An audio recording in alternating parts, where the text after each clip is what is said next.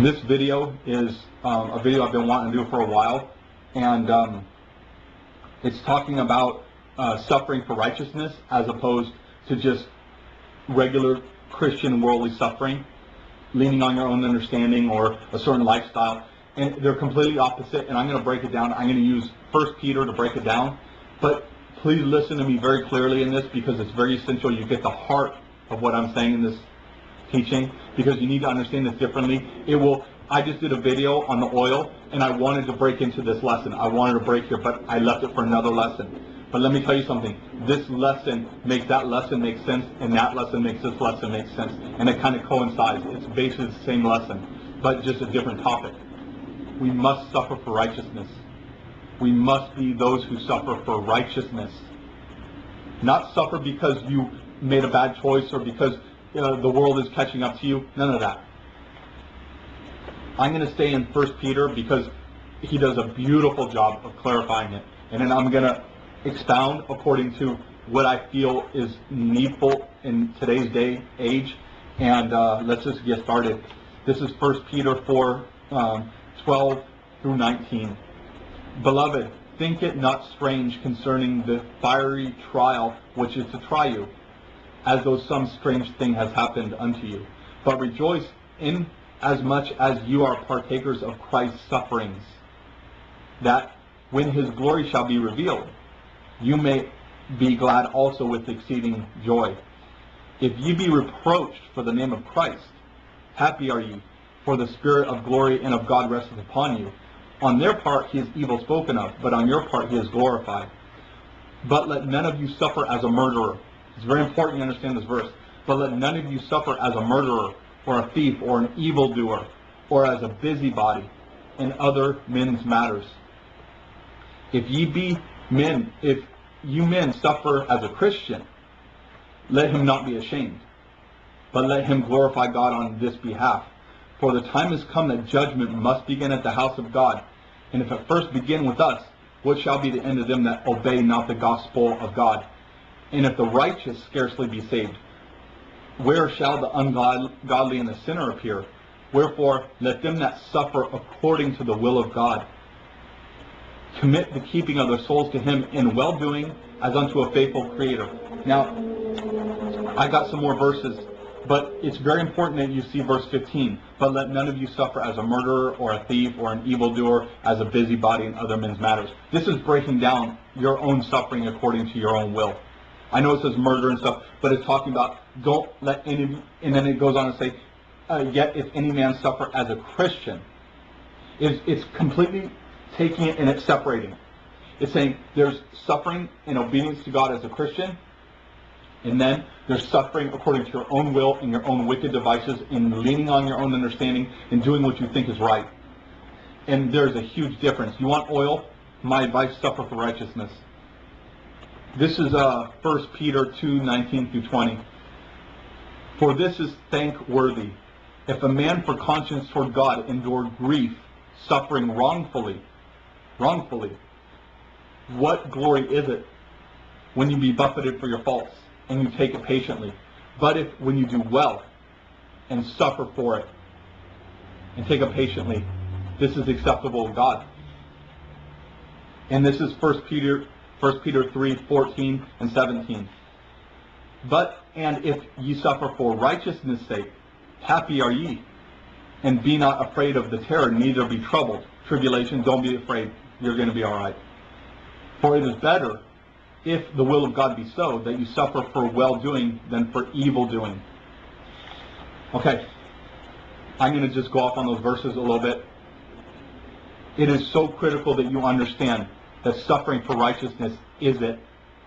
I'm going to repeat that. It is so essential you understand that suffering for righteousness is the answer. That is what God is saying in these end times. That is what God is saying. I have been wanting to do this video a very long time, but I haven't done it. And I don't know the exact reasons, but God has shown this to me as clear as crystal. You have to suffer for righteousness. And it is that which produces within you the gold tried by the fire. Jesus said in the book of Revelation, I counsel you to buy from me gold tried in the furnace, that thou might be rich.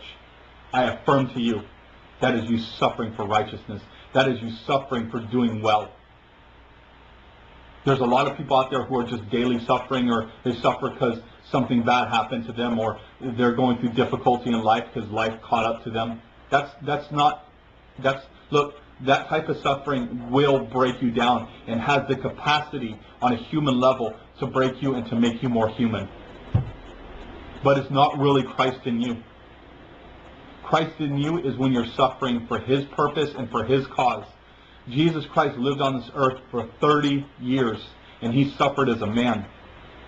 But it wasn't until He started really obeying the Father in terms of the ministry and the work that He started suffering for the Father's will.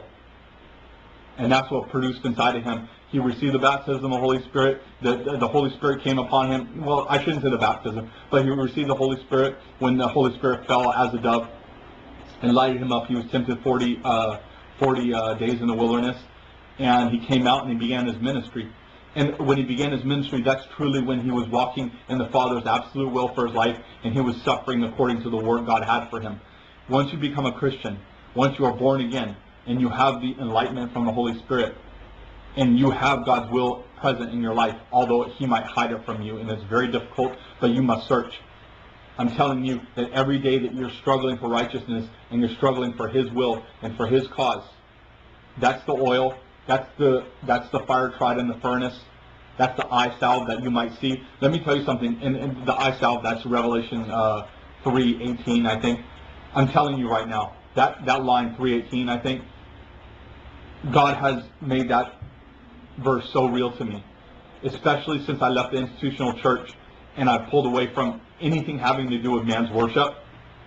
And I'm not talking about a pure worship unto God. I'm talking about man's system. Just man, religion. Okay?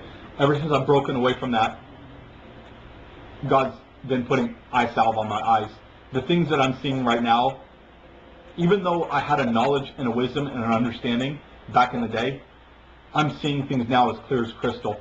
It's very liberating, and it dissolves doubts. You don't doubt stuff.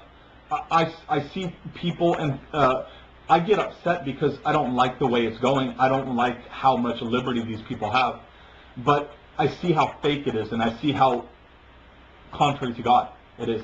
And it doesn't stumble me up anymore. I let them do their thing, and they could do their thing, but I see it for what it is, because the Lord's anointed my eyes with eye salve, and I see. And I see what His will really is, and I see what it really means to be a Christian. And it's not about any of that stuff that they're doing. It's about obeying the Bible and walking with Christ. Okay? And one of the reasons I'm teaching on this, and I'm trying to help you guys to understand this, is because we all suffer in life. And we all know what it's like to suffer. But until you start suffering for the will of God, you're not going to really have anything on your account. And that might make you mad. And you might want to fight that. But I'm telling you, my advice to you is humble yourself and truly pray to the Lord and say, Lord, is He right? And as you read the Bible, I believe the Lord will reveal it very clear to you. When we suffer for righteousness, that is truly when we are conformed in the image of Christ. If you suffer as a busybody, you think you're being conformed, you're being rebuked, possibly by man. You know? And it is when on the spiritual level we are obeying, and the world is coming against us, and we're so buffeted by the world, and the Holy Spirit is now quickening things into us, that we are being conformed in the image of Christ. If I go and tattletale and I'm a busybody and a gossip, and now because of that I lose all my friends, and I'm suffering because I've done all that stuff, how are you being conformed in the image of Christ? How are you gaining oil? How are you having your eyes anointed with eye salve so you can see? How is your faith being tried in a furnace? No, you played the world's game and you lost. That doesn't do anything Christian in your life. That doesn't do anything spiritual in your life. The spiritual things come about as we obey God and we walk the narrow road. And more specifically, as you are fully buffeted by the world for obeying Christ, then stuff starts going on your account. And this is a very small area where I'm going to go, but I'm not going to go fully there because I fear God. And the Lord's only giving me a small permission to go in this direction. But the Bible talks about having treasure in heaven. I affirm unto you that what you give up on this earth, that's what you have in heaven. And I'm not going to go deep into this because I fear God. And I'm not living on the street. I have not given away all my possessions. I have not forsaken everything. I have a wife. Okay? So I'm very far from any of this. So I fear God, and I'm not even going to go there. But I'm telling you, a lot of people, they think because they go to church and they pay tithes and they do this and they do that, that they have treasure in heaven. No. When you give, I mean, when you lose on this earth, I'm sorry, forget that I said give. When you lose on this earth, what you lose on this earth, that is what you're gaining in heaven. People who have so much on this earth, so much, and they give here and no, that's not what treasure in heaven really means. So don't equate in your head treasure in heaven to what you're giving on this earth. Equate in your head treasure in heaven to what you lose on this earth. That's the way it works. Okay? Like I said, I can't go deep in it because I'm not there and I fear God. But don't deceive yourself.